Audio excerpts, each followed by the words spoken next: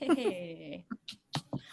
Yeah, welcome everybody to our third session of Tuesdays in the Garden. And tonight we have an extra special presenter, the hostess of hostesses, our very own Amy DeAnda, my best friend of 20 plus years, amazing cancer warrior, survivor, thriver, leader, guide, and just a beautiful, compassionate human.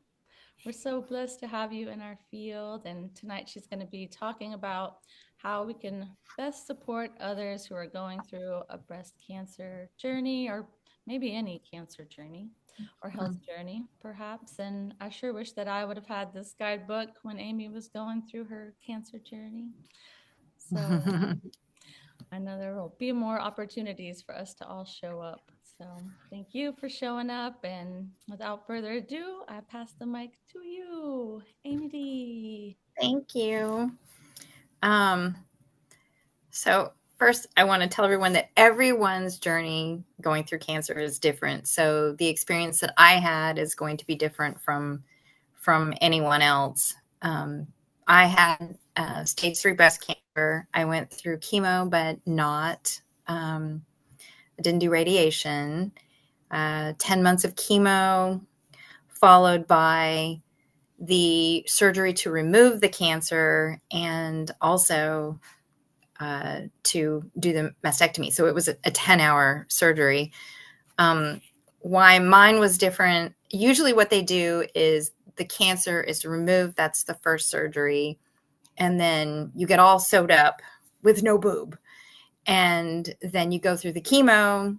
And then afterwards, you do the reconstructive surgery. In my case, it was a very aggressive cancer. I had multiple tumors. It made it impossible to do the cancer removal first. So we went through the chemo and did everything in the end. So it was a very life-changing experience for me, because for 10 months, I didn't know if it was the best 10 months of my life, or if it was, if it was going to get worse after that. So it was a very profound time in my life. I had what was called a deep flap surgery, which that was kind of a new surgery at the time. And I believe it was my doctor that actually created or did the very first of the deep flap. And for those of you that don't know, instead of getting implants or choosing not to replace your breasts with a deep flap, they actually take the tissue from your abdomen and they place it where your breast tissue used to be. And it actually eventually reconnects in terms of blood vessels, and the tissue is alive.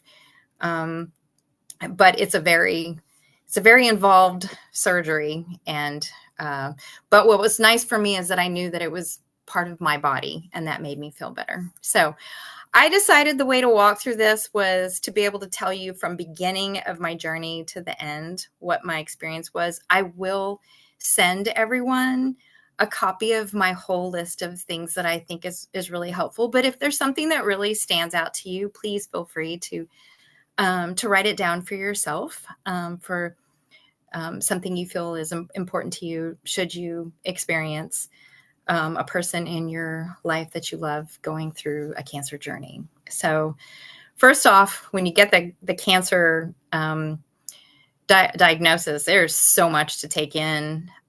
So I would say that from very early on, being a friend who takes the notes during the appointment is a really big deal. It's way too much for your loved one to take in. There's going to be a whole lot of questions asked, the ones that your doctor produces, the ones that you think of later.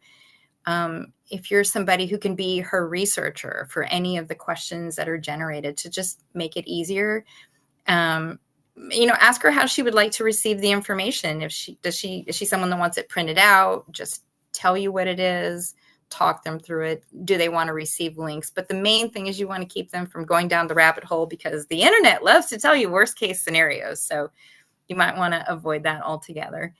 Along with being the note taker for during appointments, be the driver. If there's someone, or if that's you, that can be the driver to go to the appointments, that is so helpful. it is hard enough to be going through it without having to get yourself there and back. And then also, if you are a really good organizer, perhaps some of these things that I'm mentioning throughout this next 45 minutes or so, perhaps if you're a good organizer, you could develop the schedule that would help gather everyone together to help do all the things for your loved one. So I don't think you can see it, but I have a scar right here. That is where my chemo port or portacath was put in. That is the very first surgery you have. It's a small surgically implanted device that they put under the skin. It connects to a large vein that's near the heart. What they don't do is put the chemo directly into your veins because it's very caustic and that's not healthy. So they actually pump it through this portacath to have it go throughout your whole body. The thing is really, really uncomfortable. It limits your mobility because when you raise your arm, you can't lift it entirely. It's impossible to ignore. It's hard to sleep. And it's really hard when wearing seatbelts because it presses on it. There's a really, really cool product called a port pillow. It goes around the seatbelt right where your port is. It provides a little cushion buffer between your body and the seatbelt. And Etsy now has some really cute little custom designs. And I would say that a port pillow is a must.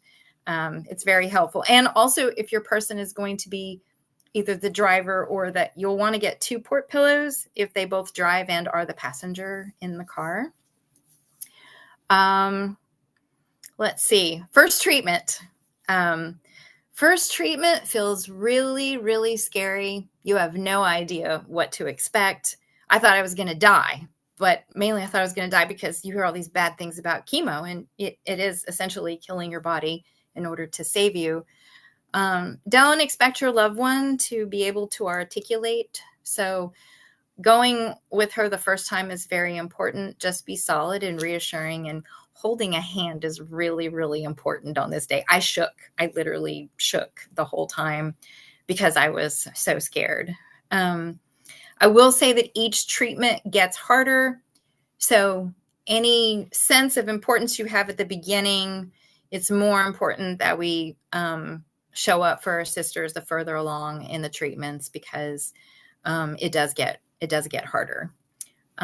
Helpful things for chemo days. Healthy snack bags. It should come as no surprise because we see it in the hospitals, but this is what they have available for chemo patients. Sugar, sugar, sugar. You pick it. That's all they have. There is nothing healthy there, and sugar breeds cancer. So it's the exact wrong thing to have present. So having pre-made little snack bags for her to go to her chemo treatments are really helpful. Music podcasts or music playlists or podcasts are really important. Sometimes you just want to check out and just put some headphones on. It's really hard to focus on a book. Don't get her books. Magazines are the way to go.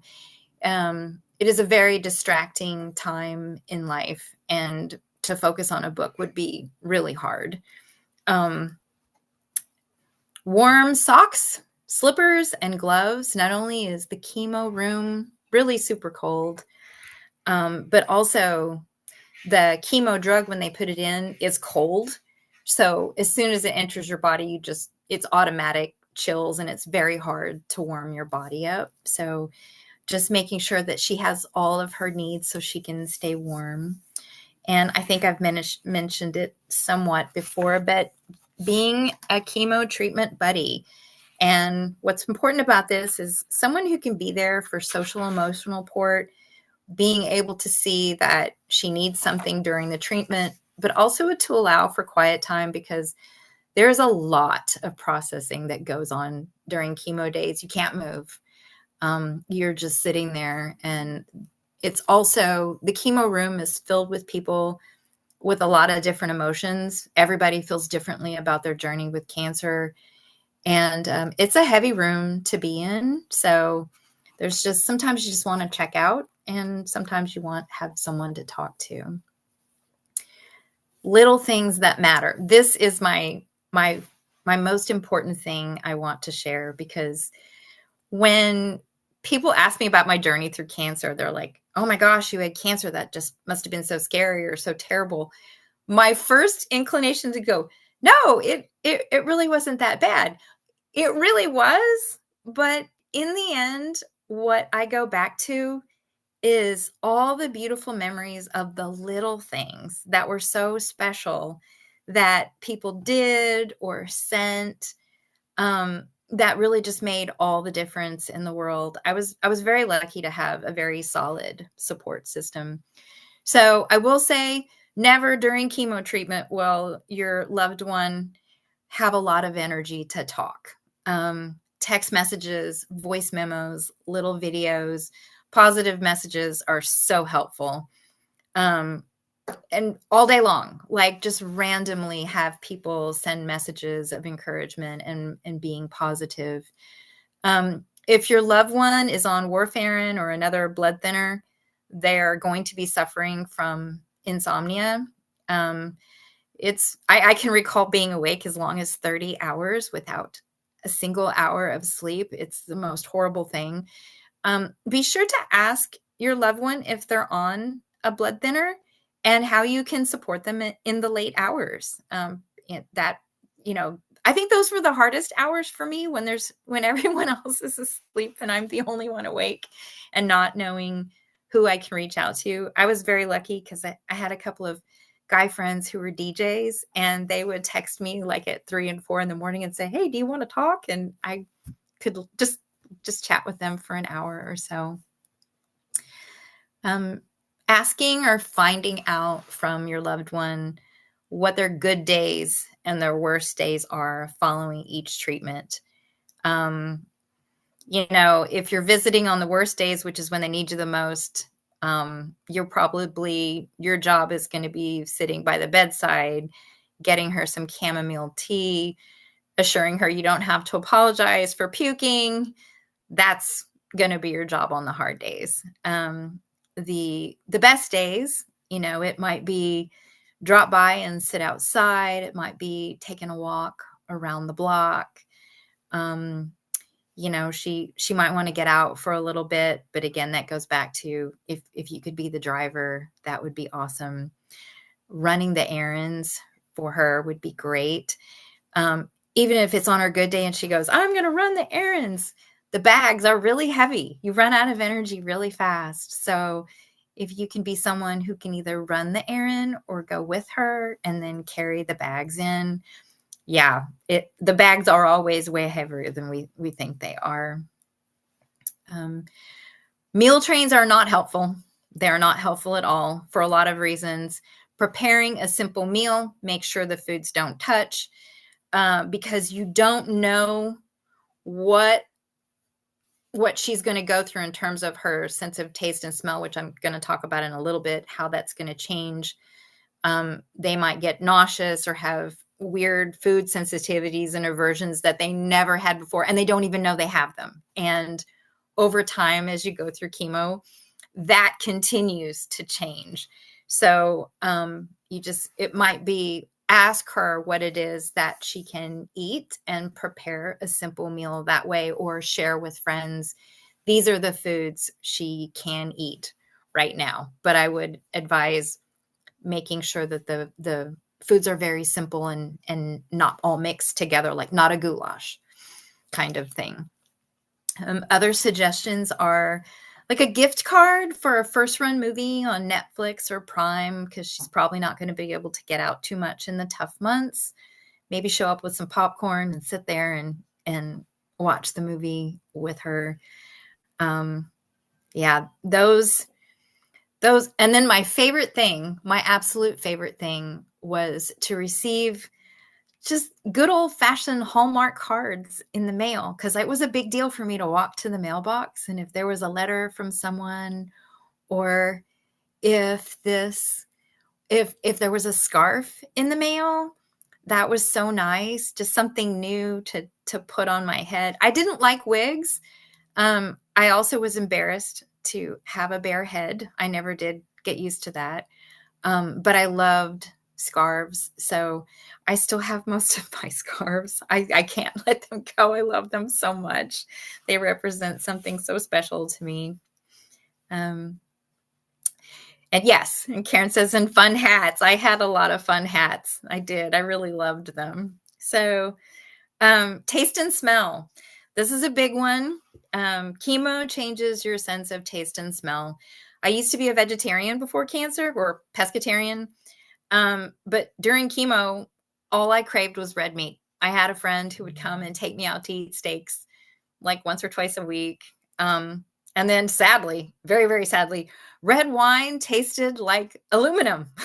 I don't know how to explain it, but if I was sucking on some aluminum, that's what red wine would taste like back then. Oddly enough, my mom had the exact opposite experience when she went through cancer a year following. Red meat for her tasted and smelled like metal. So all red meat had to be removed from her house. So it is different for everyone. And it also doesn't happen right away. I think that, at first I could have a glass of red wine and then eventually I was like, what is bleh? It tastes terrible. I don't know why. So if you are somebody who's preparing those meals, again, check in to ask them if there's anything that they have found that doesn't smell or taste good for them. You want to avoid that. On the subject of scents, during this time, as their chemo, as a friend going through chemo, you will want to avoid wearing any scents at all. Don't wear perfumes, lotions, essential oils. Candles and incense do not make good gifts at this time. This also extends to laundry detergent. You might consider preemptively swapping out the laundry detergent for something that's non-scented, because on her worst days, when she's feeling nauseous and she's laying in this bed that has sheets that smell like flowers and it's making her worse sick, that's the worst time to find out that the soap makes you feel gross. So be careful with the scents and the smell. Related to the body, probably the hardest of all, you would think it would be, I was sad because I was going to lose a breast. That wasn't it. It's amazing how much of our identity is tied to our hair. And losing my hair was the hardest part. So once chemo begins, your loved one's hair is going to fall out within 2 weeks. And the first week, the first week after chemo, my hair already felt like grass. And when the wind blew through it, I swear it was like, am I in a field? Because I felt that the sound of it would whistle like dried grass in a field. It was just crazy. So I opted to get the Pixie, and I have seen this with my own friends. The assumption of the Pixie is that everyone thinks that if I just get a Pixie, maybe I won't lose all my hair. You will lose all your hair. The Pixie lasts for about a week, 10 days max. Everybody wants it to last longer. Karen went with me to get my Pixie, and I remember thinking, well, it'll probably be fine. And a couple of days later, I was at a what do we call it? A food truck with my son, and a bug landed on my shoulder, and I looked down, and it was just a giant glob of my hair fell out of my head and landed on my shoulder. And that was very disturbing to me. And it does not fall out uniform. So it just falls out, chunk here, chunk there. So in the end, after that happened, so I probably had that Pixie maybe, 8 or 9 days, I decided to go ahead and shave it. And I wanted to stop and share with you about this, because I mentioned to you about this specifically because it is a beautiful thing to help your loved one, to be the person to shave her head. Please do not make it a social event unless she asks for it. It's a very personal experience to go through. And there's no telling the emotions that she's going to display or not at all. I had a dear friend who came over and asked me, it was a guy friend, he asked me if he could shave my head, and he handed me a little mirror and he covered my head in shaving cream, and he very slowly and gently shaved my whole head. It was the sweetest thing. I cried the whole time. We laughed and cried at the same time. Now, here's the thing about shaving your head. I swear to you, it wasn't 10 minutes after all the hair was gone off my head. It was like all the anxiety was gone. I don't know if it's just because there's this realization like, okay, it's gone, or if you just realize, wait a minute, it's not so bad. It's really not so bad. We thought it was so scary and so awful, and that's how I identified myself, as my hair. But I might have been bald. It was a very personal process, but the anxiety was really gone after that. You don't lose your eyebrows and your eyebrows, your eyelids, or anywhere else. You don't lose that hair till later. But probably the most important thing to do in terms of your hair being lost is you're going to lose your eyelashes. And that means that your eyes are not protected from sun, from dust, from pollen. So it's very important for her to have lubricating eye drops. I would make sure that there's one on her nightstand, one in her bathroom, one in her purse, maybe one in her sweater pocket that she takes with her to chemo, because you got to have it at all times. It's very important. The skin. So I don't know if this happens for everyone, but the chemicals processed through my skin, and no one tells you this is going to happen.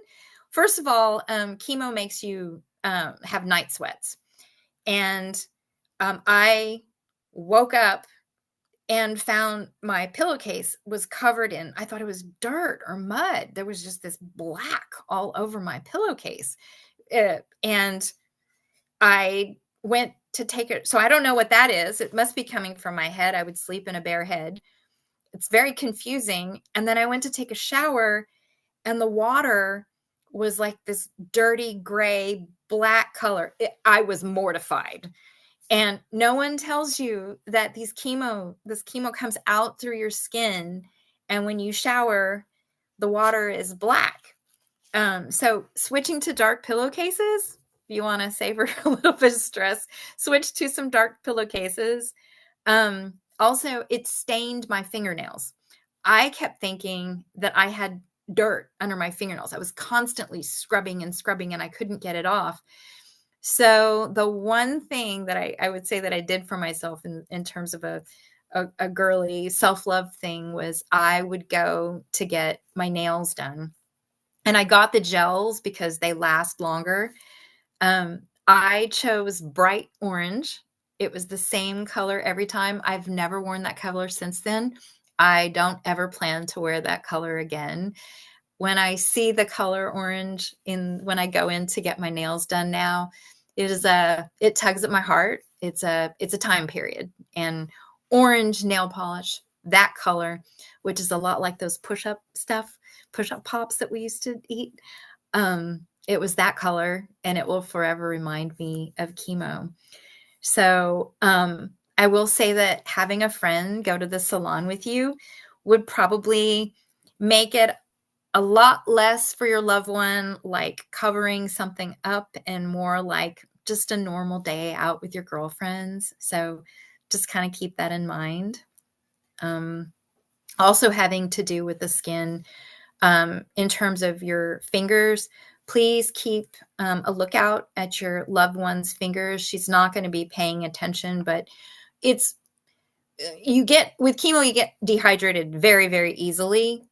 And no matter how much water we want to drink, we're tired, and we sometimes don't drink the water that we should.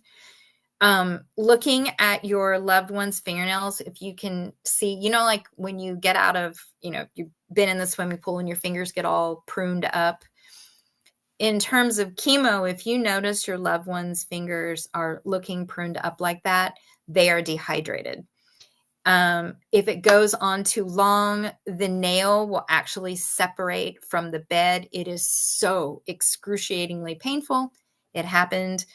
The only way to fix it is to drink more water and put a thick, something like Vaseline under the fingernails, just to keep putting it under there and rubbing it in to help your loved one out. That's really the only way to make it better until you get enough moisture back into your body. Mouth ulcers are a really significant side effect of chemo. So avoiding spicy foods or acidic foods. So keep that in mind too when you are preparing meals, not to put spicy foods or acidic. They might not even know that it's going to affect them that way until they put it in their mouth. And these are not small sores. These are very large sores. They're very, very painful. Yes. Okay, so post mastectomy. So leading up to the mastectomy, I think it's really important to plan to have a post-surgical space assessment. You want to make sure that the living and sleeping spaces are appropriate for the first few weeks because it's really tough. Again, I can't speak to what it's like to have the if you have implants put in, but Vanessa's on this call, and Vanessa has also had a deep flap, and the deep flap, you don't really realize how little mobility you have because you have a scar from hip to hip. You also have, whatever surgery you had going on up here. You have, I'll talk a little bit about this later, but you have tubes that are coming out of your body. You could have up to 6 tubes with little, I called them my tomato patch. They are bulbs that are collecting what am I trying to say? They're the drains. They're what's draining out of your body comes into these drains. So you have those, and so it's very hard to manage all of these things and to be able to get up. You have absolutely no strength to pull yourself up. You can't use your arms because you've had the surgery. You can't use your stomach to help you because if you've had a deep flap, that's also part of the surgery. So you might want to make sure that someone maybe who's been through the experience that she's about to go through is there to help with a space assessment to make sure that her living arrangements for the first couple of weeks is going to be something that she can be okay with. One thing I would really suggest is to get a recliner, either borrow one, buy one inexpensively, that has a lift to it. Because again, if she has a deep flap, it is really almost impossible to lift yourself up. Having the help of that chair with a little bit of a lift to help you get out of the chair is really, really helpful. Another thing, I mentioned those drains that come out of your body, that they look like little tomatoes. So those drains collect the fluids coming from your body, and those have to be removed and drained. And there's a chart that you write down how much fluids are coming out of the body, and you report it back to your doctor. It's no fun to do it yourself. In fact, it's almost impossible. You do have to have someone help you do that. It's not so easy to do. So that's one thing to know about those. There's also something called a brobe. A brobe is, I think, short for bra robe. They didn't have those when I went through the mastectomy. So a brobe is a robe that actually has pockets all on the inside, on both sides, that can discreetly carry up to 6 drains, ice packs. You can put them in there. And so your loved one can walk around in a robe without actually having to carry around what I call your own tomato patch. I had to carry mine around. It's terrible. Oddly enough, after I went through cancer and I became a massage therapist, I don't even know how the conversation happened, but I had a male client on the table whose wife, I think he wanted her to come in. She was a nurse at the chemo center. And I talked about, these drains. Somebody needs to do something about that. Well, it turns out she had just developed the brobe.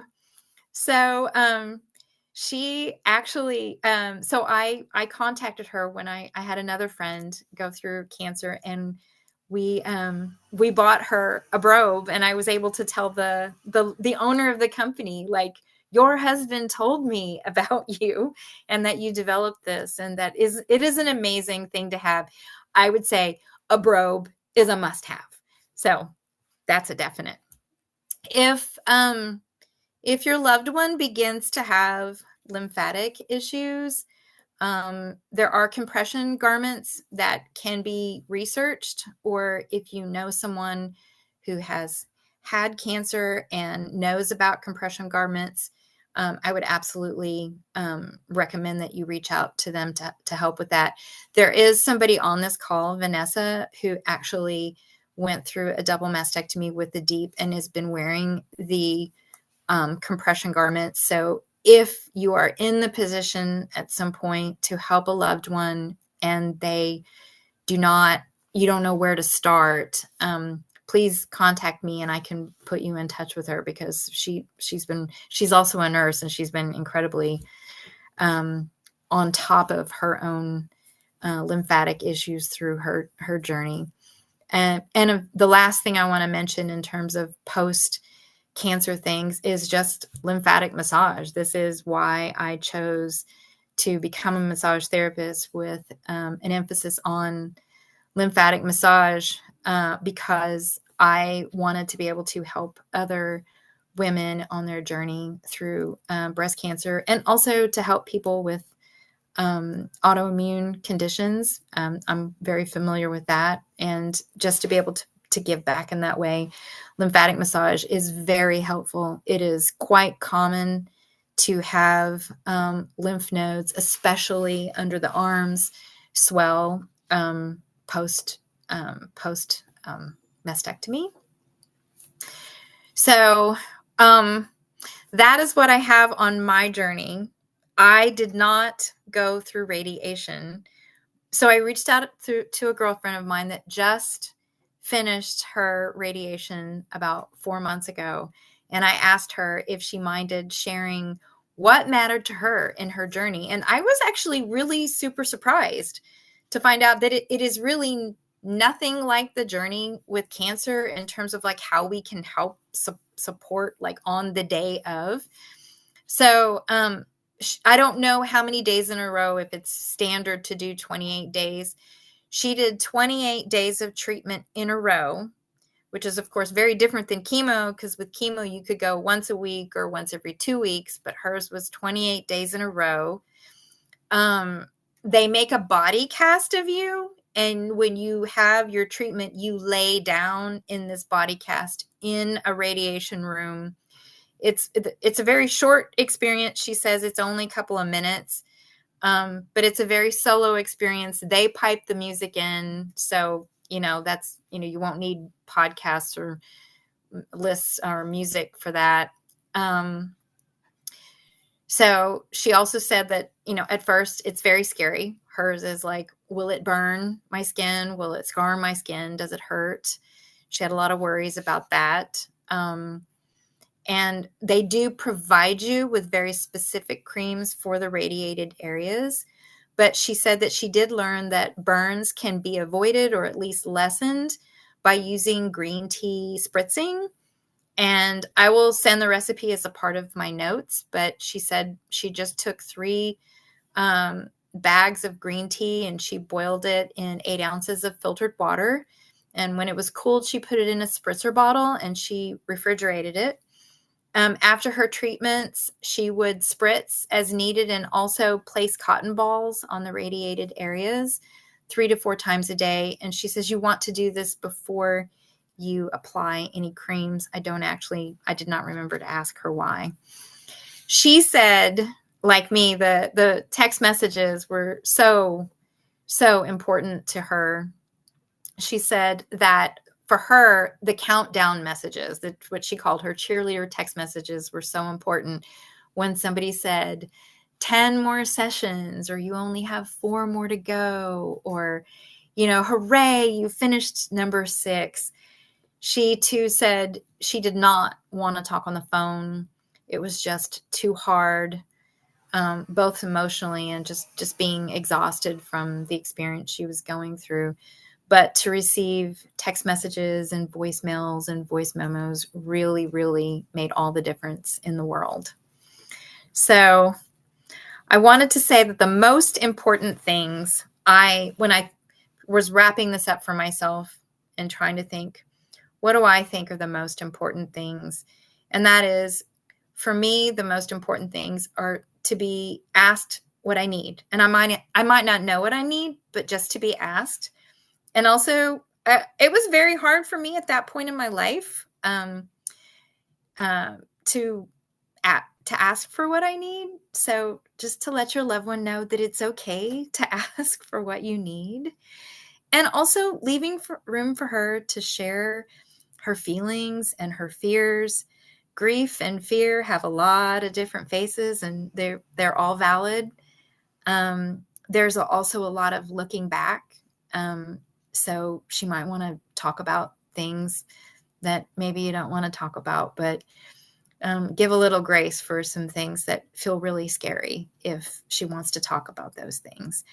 And then I would say that after you've gone through the experience, finding a support system of women who have had a similar breast cancer experience, down the road, is not only important for the physical aspects of what you've been through, because I have found that I've talked to several breast cancer survivors that you don't know when, because one of the things that happens with a mastectomy is your nerves don't go together right away, and all of a sudden you have what I call the zits, and it's like a electrical current. You're like, ugh. And I still, to this day, 12 years later, I find myself sometimes, Paco finds me rubbing, he says, is he getting the zits again? After 12 years, there are still little nerve endings that are connecting. No one tells you that you won't be able to feel your abdomen for a year. It's just really weird. You can't lay on your stomach because it feels like you're laying on a bed of numb ants. I just don't know how to explain it. So physically, it really helps to find some women who've been through it. I didn't want to go to an official support group because I was really trying to stay away from the negative stories. So just finding a few women that have had the experience is good. And the other part of it is that it really spiritually changes you. It changes people in different ways, but it changes you. And just to be able to have someone to talk to about that experience is really helpful. I remember being at work and I kept saying, I feel like my reality has shifted. It feels like, when you're in a building and it's under construction and there's a thick plastic, and I feel like the thick plastic is split and I'm looking out into my new reality. But I don't, I just didn't feel comfortable stepping through. I must have said this to 15 people in my workplace who literally just looked at me with glazed over eyes. I feel so blessed that I had a therapist. I had a longtime therapist, and I went to see her. I didn't know she was a breast cancer survivor. And she was like, yeah, I know exactly what that feels like. I remember feeling the same way. And I will never forget just that feeling of being validated. Like, yes, it really does change you. It's so helpful to have someone on your side. So I was actually really surprised when I wrote this, that I wrote all this out, that I landed right at the 45 mark, and I did it. So, and if any, again, I'm going to send all this information to you, but if anyone has any questions, I'm very happy to answer them.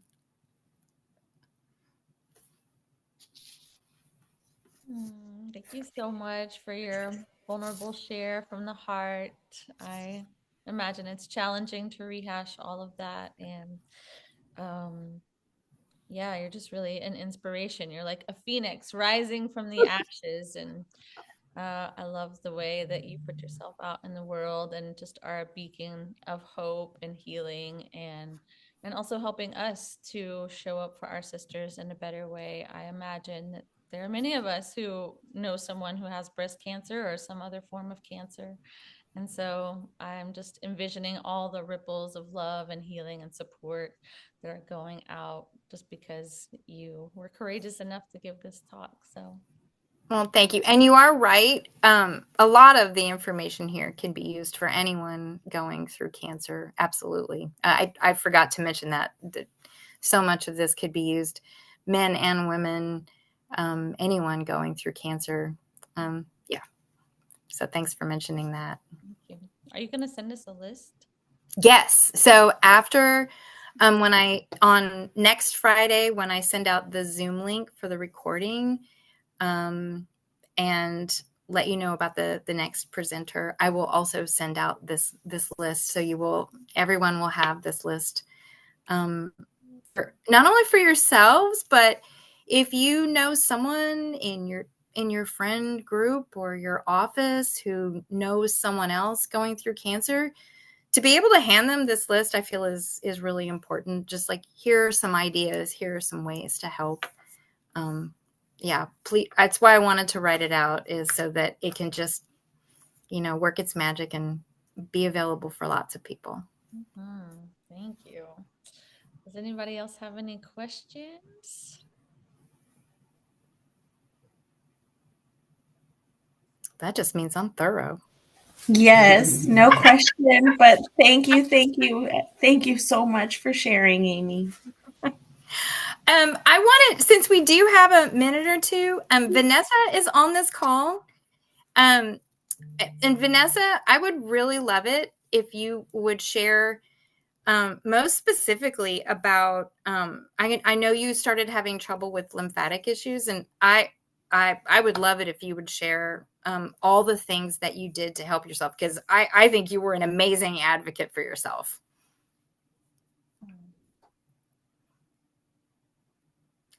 And you might be muted if she's still on the call. Thank you. Okay. I'm like, I really struggle on Zoom and the mute button. So I've been like going like this. I'm like, I gotta find the unmute. Definitely, Amy, your point about advocacy is, like if I had a veil over top of me, that was something that developed during this time period of my life. And so for my background, I had preventative mastectomy and the deep flap surgery. And so I just have a strong family history of cancer. And I'm the first one in my family who got diagnosed with a genetic mutation, 2 gene mutations. And it's really lonely. Like, because a lot of people don't want to know their gene mutations, even though, like, you just look at our family history, it's like, oh, it's like so many people have breast cancer and other cancers. You're like, you don't need a genetic test to know. But it was really lonely making the decisions to do things. And that kind of strengthened that advocacy muscle. And then, right as I was about to make my appointment with my surgeon, I found out that the insurance was going to no longer cover the surgery. And then I was kind of like shot put into this national arena.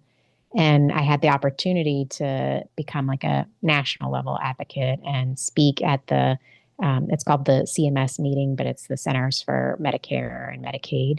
And they listened to the patient advocates and to the lead surgeon who was fighting for restoring the surgery and giving it insurance coverage. And so that really helped me then when I had complications after from my surgery. And so, it was like, nobody expects patients to have complications. And so sometimes even being believed that you're having a complication is kind of the first hurdle. And even though I have a nursing background, like everything in medicine is so, I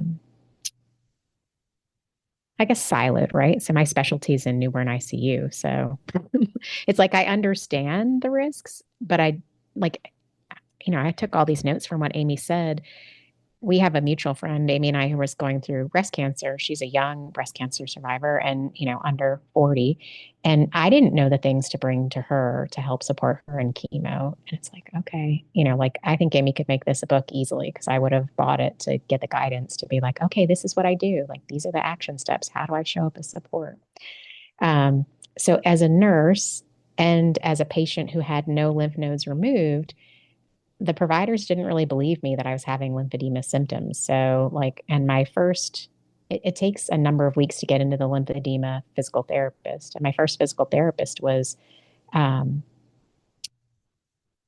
she didn't recognize the symptoms either. Even though she's a specialist and she's at the cancer center, it's like she didn't know. She wasn't an excellent practitioner. And I even reported her to the physical therapy board because she was so negligent and my condition progressed and it didn't need to. So it's like, okay, so you're just constantly advocating. And luckily enough, I was seeing another physical therapist for retraining, and I was just private paying for that. And she knew a friend of a friend who had a private lymphedema clinic. And so I was able to eventually, I don't know, 7 months later after getting the diagnosis of chest lymphedema, then it spread to my arms, to my abdomen, to my legs. So that team was able to get everything under control. But, every step is advocacy, advocacy, advocacy. I wear all this compression here on my sleeves. I wear leggings. I wear, I'm wearing a double bra. I wear like a sweater almost bandeau and then the compression bra on top of that. I have these, I don't even know if we can show on the screen. I use this pump every night and every morning.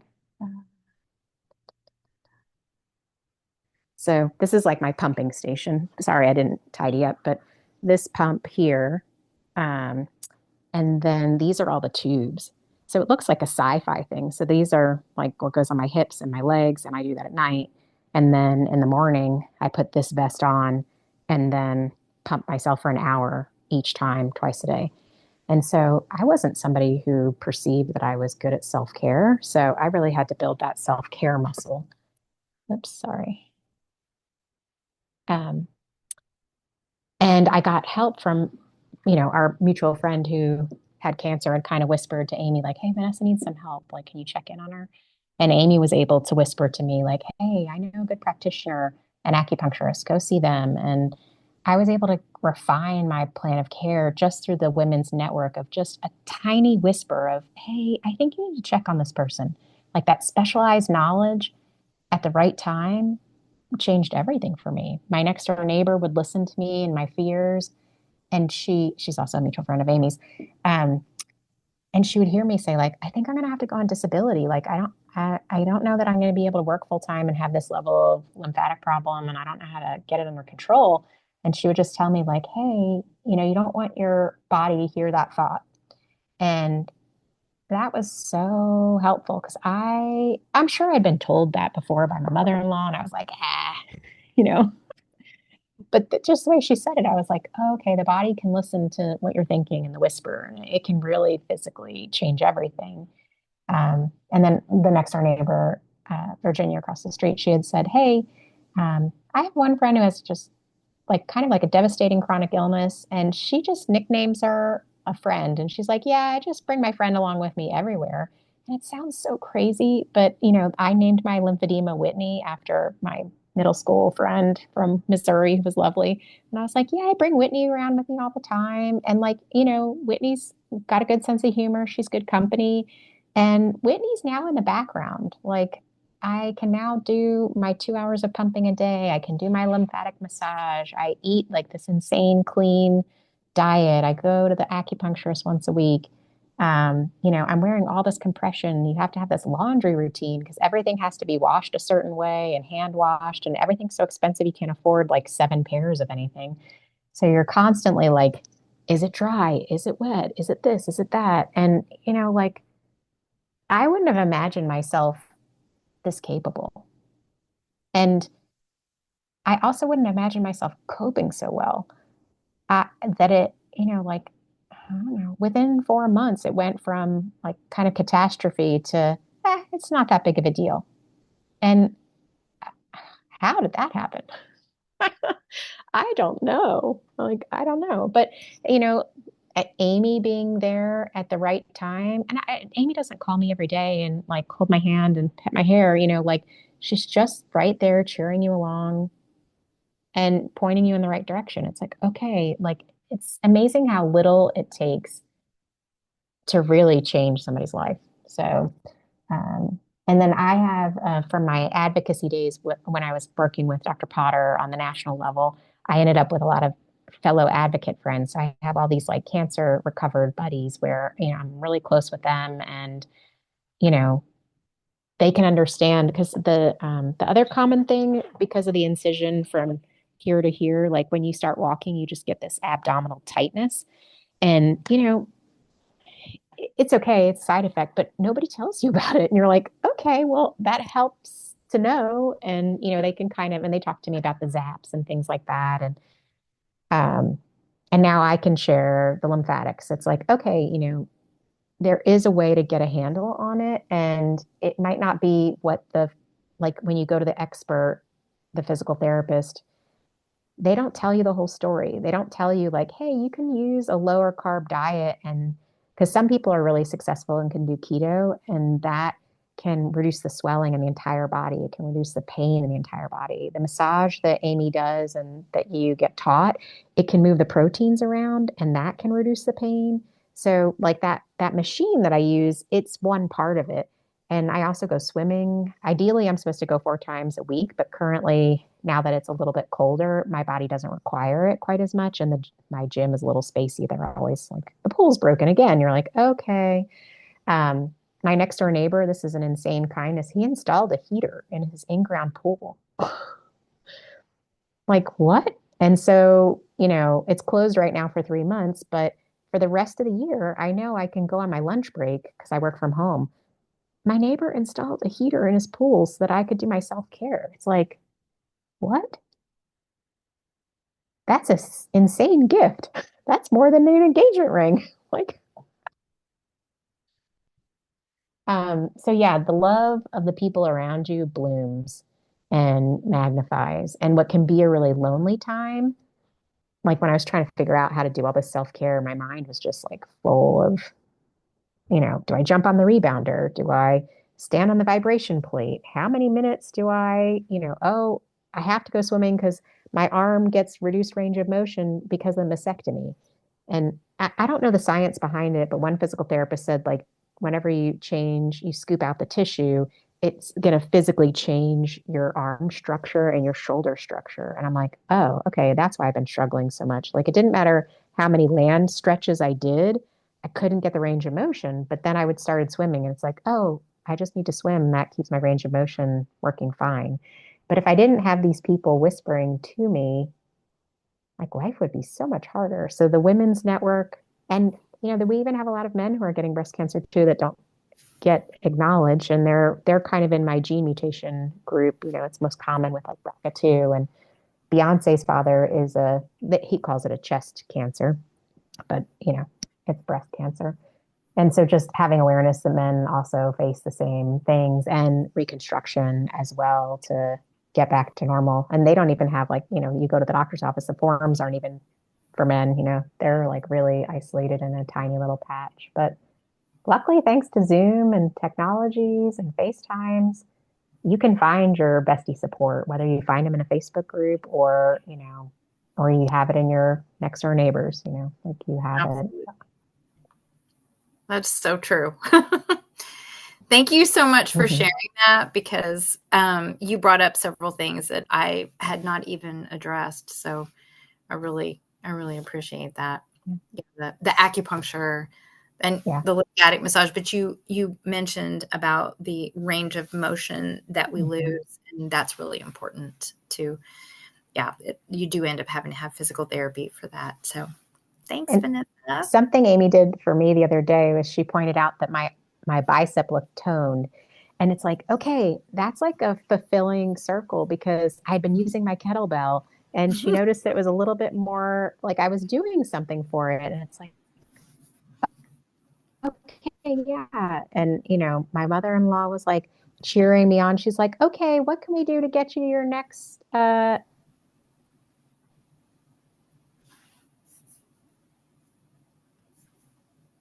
whatever I was supposed to do for myself. While self-care while you're learning it is super helpful. So, that's my final little bit. Thank you.